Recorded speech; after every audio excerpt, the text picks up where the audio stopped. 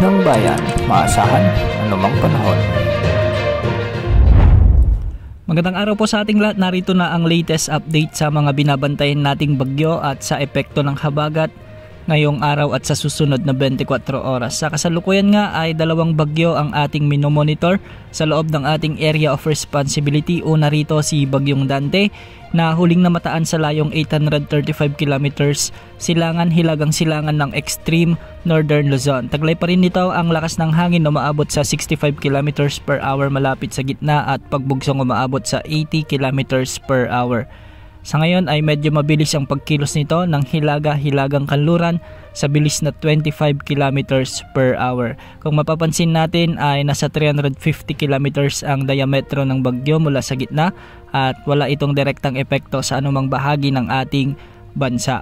Hinihila lamang nito ang habagat na nagdadala naman ng mga pag-ulan sa Southern Luzon at ilang bahagi ng Visayas. Inaasahang kikilos ito ng hilagang kanluran sa susunod na mga oras at posibleng lumabas sa ating area of responsibility bukas ng hapon o gabi. Samantala, ang pangalawa namang bagyo ay si Bagyong Emong na lumakas na bilang tropical storm. Huli itong namataan sa layong 150 kilometers kanluran ng Lawag City, Ilocos Norte.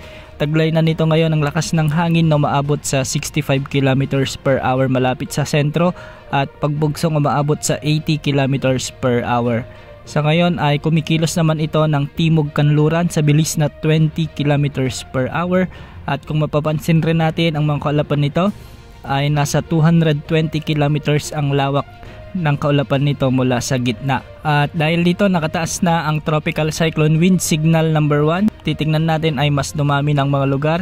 Una rito ang Ilocos Norte, Ilocos Sur, La Union, ang northern at western portions ng Pangasinan, kasama na ang Apayao, Abra at Benguet. Ang mga lugar na ito ay inaasang makakaranas na ng mabagyong panahon o yung pabugso-bugsong pag-ulan na may mga malalakas na pagbugso ng hangin, lalong-lalo na sa mga susunod na oras. Base naman sa latest track ni Bagyong Emong na inilabas ng Pag-asa ay inaasahang mas lalakas pa ito at hindi inaalis ang posibilidad na maging severe tropical storm bago ito maglandfall sa araw ng Biyernes. Sa mga oras na ito ay inaasahang kikilos si Bagyong Emong ng timog kanluran o patimog kanluran bago ito umikot sa may West Philippine Sea dahil sa interaction nito kay Tropical Storm Dante. Ibig sabihin nito, parang magkakaroon sila ng Fujiwara effect na kung saan maghihilaan ang dalawang bagyo kaya nagkakaroon tayo ng tinatawag na looping activity ni Bagyong Emong sa may West Philippine Sea.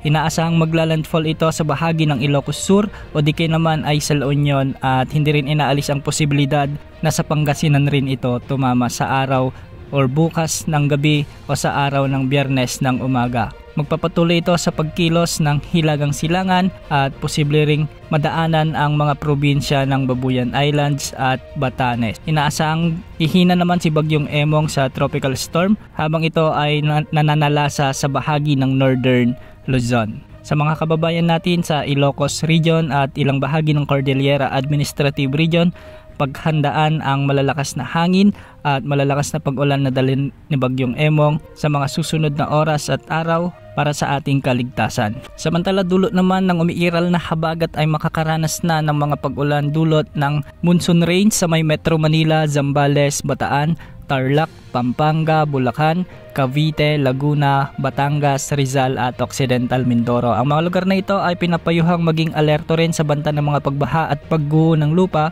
I-monitor din ang lagay ng mga dam dahil posible ang banta ng mga pagbaha sa mga mabababang lugar. Samantala, southwest monsoon pa rin ang nagdadala ng mga occasional rains o pabugso-bugsong pag-ulan sa western Visayas, Nueva Ecija, Aurora, Quezon at ang nalalabing bahagi ng Mimaropa. Posible rin ang banta ng mga biglang pagbaha at pagguho ng lupa. Samantala, dahil pa rin sa epekto ni Tropical Storm Emong, makakaranas din ng maulap na papawirin na may mga kalat-kalat na pagulan at thunderstorms ang buong Cagayan Valley.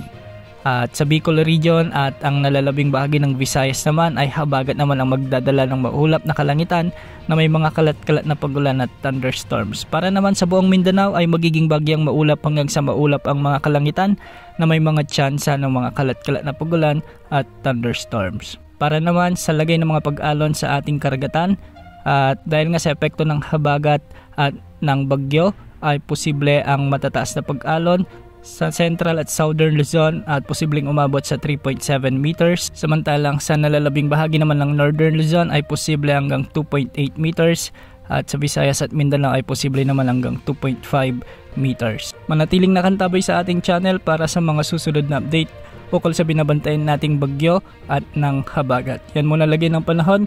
Ito po ang weather update ng bayan, maaasahan anumang panahon.